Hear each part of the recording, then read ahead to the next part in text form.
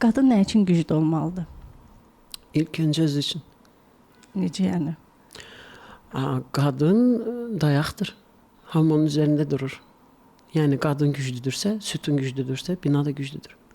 Bunun üçün mənəvi güc daha vacibdir, yoxsa fiziki güc? Mental, yani daxili gücümüz daha güçlü olmalıdır ki fiziki gücümüz ona yetebilsin. Fiziki gücümüz daxili gücümüzə yetə bilsin. Bəli.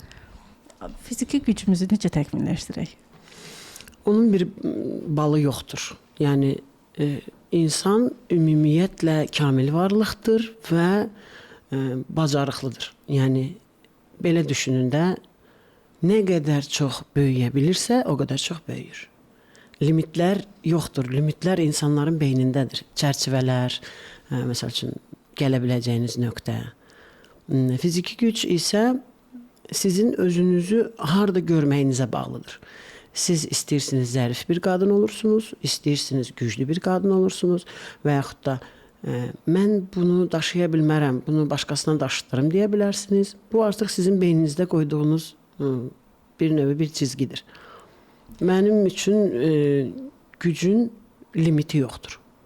İstədiyim qədər o gücü ala bilərəm. Bəs özünüzü güclü qadın hesab edirsiniz? Əslində yox. Bu mənəvi gücdən yararlanır, yoxsa fiziki gücünüzə? Fiziki. Fiziki gücünüzə. Nə sizi qane etmir özünüzü güclü qadın hiss etmək üçün? Məsəl üçün limitlərimi aşmaq istəyirəm. Olduğum yer mənə hal-hazırda çatmır. Bəs deyil. Yəni daha çox istəyirəm.